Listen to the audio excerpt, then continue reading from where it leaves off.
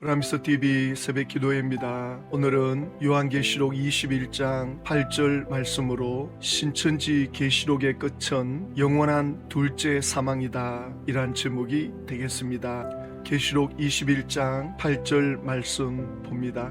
그러나 두려워하는 자들과 믿지 아니하는 자들과 흉악한 자들과 살인자들과 음행하는 자들과 점술가들과 우상 숭배자들과 거짓말하는 모든 자들은 불과 유황으로 타는 못에 던져지리니 이것이 둘째 사망이라. 지금 이 본문은 둘째 사망에 들어가는 사람들, 지옥 가는 사람들에 대해서 말씀하고 있습니다. 제일 먼저 두려워하는 자들에 대하여 말씀하고 있습니다. 이 두려워하는 자들이라는 헬라어에는 데일로이스라는 뜻을 갖고 있는데요. 진리를 알고 있지만 위협 앞에서 믿음을 포기하는 자를 말합니다. 하나님보다 사람을 더 두려워하는 자, 진리를 알지만 박해나 손해, 불이익이 두려워서 끝까지 믿음으로 서지 못하는 자.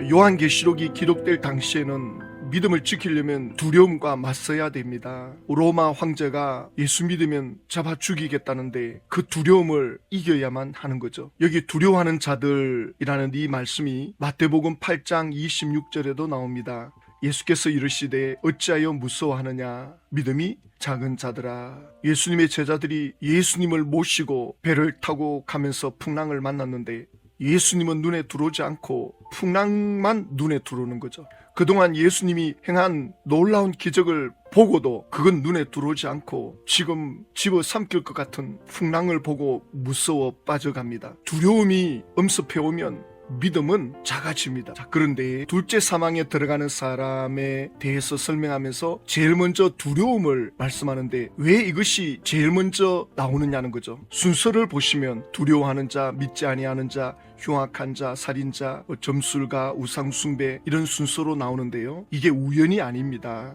믿음을 저버리는 첫 출발점은 두려움이 되기 때문에 그렇습니다. 그래서 그 다음에는 믿지 아니하는 자들과 이건 예수 그리스도를 믿지 아니하는 자들을 말합니다. 헬라어의 아피스토스라는 이 말씀이 요한복음 20장 27절에도 나오거든요.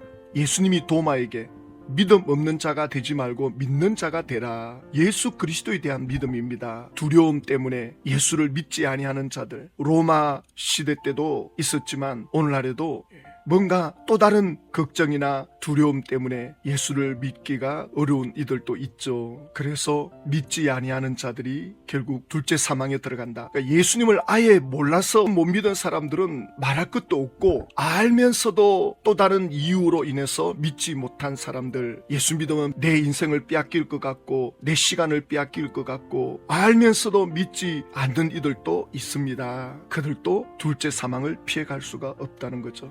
그리고 이제 흉악한 자들과 살인자들과 음행하는 자들과 점술가들과 우상숭배자들과 거짓말하는 모든 자들은 이 내용을 보면 모두가 다 의지적 선택의 결과입니다. 몰라서가 아니라 알면서도 선택하는 불신이 되는 거죠. 이런 것을 행하면 안 된다. 알아요. 알면서도 자기 욕망대로 자기 뜻대로 이 길을 간다. 둘째 사망을 피할 수가 없다는 겁니다. 여기에 대해서 말씀하고 있는 건데 신천지 요한집화장은 이 둘째 사망에 대해서 자기들이 하고 싶은 주장을 하고 있는 걸 볼 수 있습니다. 둘째 사망이 무엇인가? 육신이 죽고 난 후 영혼이 받게 될 지옥 형벌입니다. 첫 번째, 두려워하는 자들, 실상을 믿기를 두려워하는 자입니다. 믿지 않는 자, 성취 때 이룬 실상을 믿지 않는 자가 되겠습니다. 예수 안 믿는 자, 그거를 말하는 것이 아니라 흉악한 자, 악을 행하는 자, 살인자, 영적 살인입니다. 성도의 믿음을 실족해 하는 자, 행음자, 귀신과 교제하는 자, 술객, 거짓 예언을 점치는 자, 우상 숭배자, 거짓 목자를 말하죠. 거짓말하는 자, 거짓말로 증거하는 자. 둘째 사망에 들어가는 자에 대해서 첫 번째 두려워하는 자들, 뭘 두려워하느냐? 실상을 믿기를 두려워하는 자. 도대체 실상이라는 게 뭐란 말입니까? 신천지 총회장 약속의 목자라는 것이 실상입니까?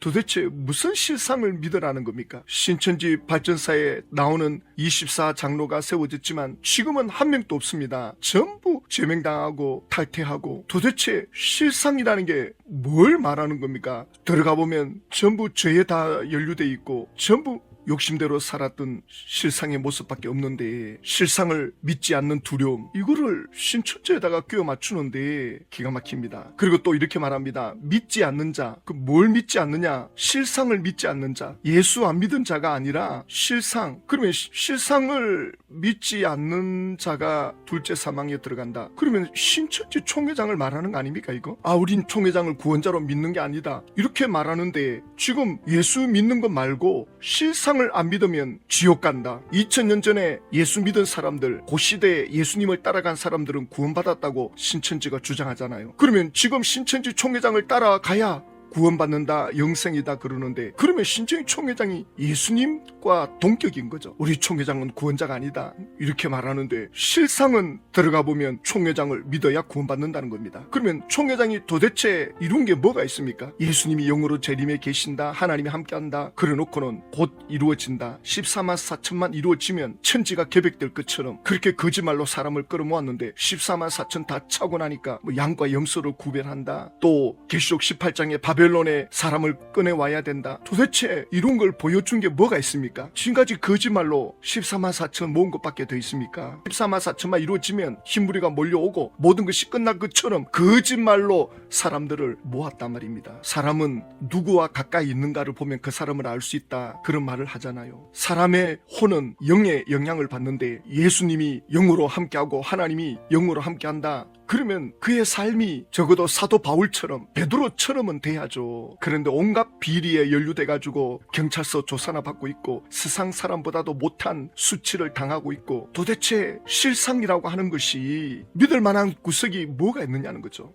믿지 아니하는 자들이 둘째 사망에 들어가는데 예수 믿는 거 말고 실상을 안 믿어서 둘째 사망에 들어간다. 성경을 이렇게 조작하고 있어요. 우리가 믿는 예수님은 2000년 전에 오셔서 다 이루었다, 과거 현재 미래의 모든 죄를 짊어지고 십자가에서 죄값을 치르신 분입니다. 그래서 그 예수 그리스도를 구주로 믿고 받아들이면 하나님의 자녀가 되고 성령을 선물로 받고, 그래서 성령을 쫓아 행할 때 계시가 열리고 성령 충만한 열매가 맺히고 성령의 역사를 경험하는 실제 체험이 지금 일어납니다. 신천지는 전부 미래 사건으로 갖다 놓고 있는데 총회장이 이루어져야 하나님의 나라가 이루어지는 건데, 예수 그리스도를 믿으면서부터 하나님의 나라를 누리는 특권으로 들어가는데 신천지는 그게 없습니다. 도대체 실상을 믿으라고 하는데 뭘 믿어야 구원받는단 말입니까? 전혀 설득력이 없습니다. 그리고 또 이렇게 말합니다. 흉악한 자, 이건 악을 행하는 자, 하나님이 싫어하는 악을 행하는 자 맞죠? 그런데 살인자, 이거는 영적 살인자다, 성도의 믿음을 실족해 하는 자다. 지금 이 본문에서 살인자는 육체적 살인을 말하지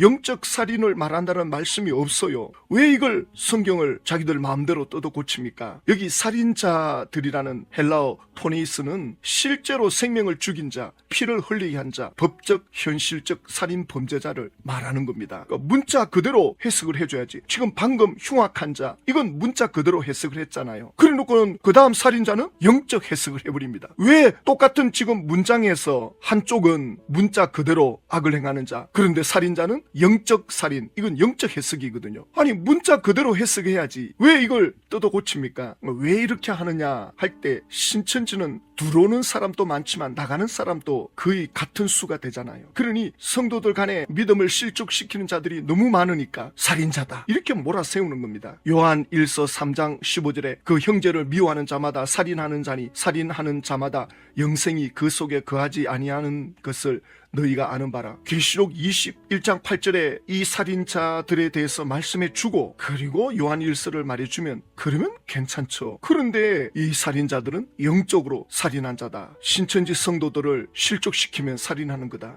이러한 해석은 자기 중심적인 알레고리 해석이 되는 겁니다. 주관적 해석, 자의적 해석이 되는 겁니다. 본문 그대로 해석을 해야죠. 그리고 또 음행하는 자, 행음하는 자라고 하면서 이들은 귀신과 교제하는 자다. 아니 지금 이 본문에 음행하는 자 그냥 문자 그대로 읽으면 해석하면 되는데 왜 여기다가 전혀 근거 없는 귀신과 교제하는 자, 그러니까 귀신이 누구냐? 신천지를 대적하는 자, 신천지를 대적하는 자는 다 마귀거든요. 교제하지 말라는 겁니다. 뭐 가정의 배우자이든 가족이든 방해하는 사람들은 다 귀신이 되는 거고 그들과 교제하면 음행하는 자가 된다는 식으로 이렇게 자의적 해석을 합니다. 이건 정말 성경을 쥐어뜯는 겁니다. 완전 귀신의 가르침을 하는 거죠. 하나님은 한 사람 한 사람이 행복하게 살기를 원하는데 이 음행 때문에 어마어마한 상처를 받잖아요.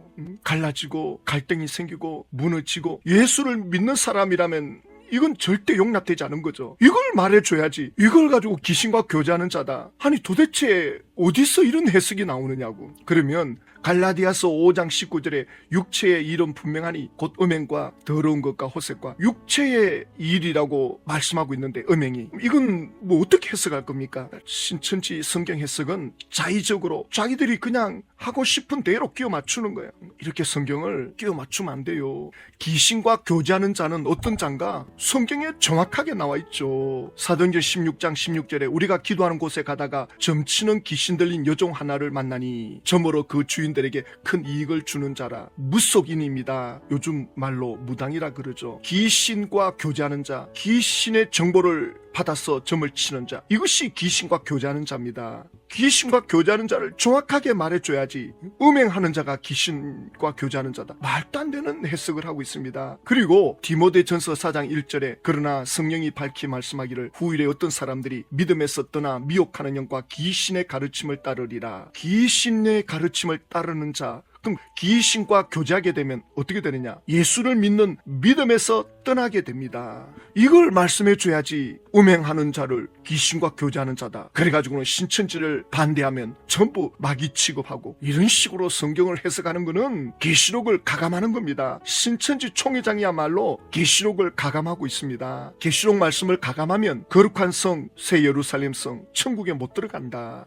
신천지 총회장이야말로 천국 입구에도 못 들어가는 자가 되는 겁니다. 그리고 점술가, 술객이라 그러는데 거짓 예언을 점치는 자, 이거는 어느 정도 맞다 합시다. 뭐 어쨌든 거짓말로 점치는 거니까. 그런데 그 다음에 우상 숭배자, 이건 또 거짓 목자를 말한다. 아니 앞에는 문자 그대로 풀어서요. 그런데 우상 숭배자는 또 영적으로 풀어버립니다. 아니 그냥 우상 숭배하는 거라고 하면 될 텐데 거짓 목자, 오늘날 개신교 목자를 따라가면 우상 숭배하는 거다. 그리고 거짓말 하는 자, 이건 문자 그대로 거짓말로 정가하는 자, 문자로 풀었다가 영적으로 풀었다가 성경 해석의 기본 원리가 일관성인데 일관성이 없어요. 여기서는 이렇게 말하고 또 여기서는 저렇게 말하고 이렇게 풀면 안 돼요. 우상 숭배라고 하는 것은 다른 어떤 존재를 신적인 존재로 나를 구원해 줄 존재로 믿고 따라가는 거죠. 그런데 성경은 뭐라고 말하느냐? 요한계시록 13장 8절에 죽임을 당한 어린 양의 생명책에 창세 이후로 이름이 기록되지 못하고 이 땅에 사는 자들은 다 그 짐승에게 경배하리라. 예수님의 생명책에 이름이 기록되지 못한 자, 그러니까 예수를 믿지 않는다 할 때 그러면 다른 걸 믿고 있는 건데 다른 걸 믿고 있는 그 믿음의 대상이 전부 짐승이다, 우상 숭배다, 이 말씀을 하고 있는 거죠. 지금 신천지 총회장은 우상 숭배가 뭐냐, 거짓 목자를 따라가는 거다, 이렇게 가르치는데, 그래가지고는 신천지 총회장 약속의 목자를 따라오라 그러는데, 신천지 총회장에게 하나님도 함께하고 있다, 예수님도 함께하고 있다, 약속의 목자다, 이긴 자다. 신천지 총회장이야말로 우상 숭배가 되는 거죠. 구원을 주지도 못하면서 구원을 줄 것처럼 사람들을 속이는데, 이것이야말로 우상 숭배입니다. 신천지 총회장을 따라가는 것이야말로 이 말씀대로 본다면 우상 숭배가 되는 거죠. 그가 과연 구원을 줄 수 있겠습니까? 실로 정말 안타깝습니다. 신천지 계시록의 끝은 영원한 둘째 사망입니다. 사람은 끝이 중요합니다. 어떻게 끝나느냐? 지금 고난을 겪어도 해피엔딩으로 끝난다면 우리가 고난을 인내할 수 있잖아요. 우리가 예수님을 믿고 시련이나 역경을 인내하는 것은 끝을 알고 있기 때문에 그렇습니다. 그 믿음이 없으면 예수님을 믿을 수가 없죠. 목숨을 걸어야 되는데 왜 그렇게 예수님을 끝까지 믿어야 됩니까? 죽음 이후에 둘째 사망, 영혼이 어떻게 사느냐, 이것이 성경에서 기록하는 목적이거든요. 죽음 이후를 알려주려고 예수님이 이 땅에 오신 거거든요. 신천지 계시록은 이 땅에서 영생할 것처럼 말씀하고 있는데, 성경은 한 번 죽는 것은 이미 사람에게 정해진 것이다. 그리고 심판이 있다. 그래서 성경은 죽음 이후의 천국을 말씀하는데 신천지는 12지파에 들어오면 육체 형성한다. 본인은 지금 점점 늙어가고 있고 본인은 수단과 방법을 가리지 않고 거짓말로 하다가 지금 경찰 수사를 받고 있고 또 신천지 총회장이 사망을 했는데도 이걸 보고도 난 신천지 오래 있었으니까 어차피 가는 인생 난 신천지에 가겠다. 그러지 마십시오. 사람은 종기 하나 깨닫지 못하면 짐승과 같다고 말했는데 끝까지 그렇게 짐승처럼 하시면 안 돼요.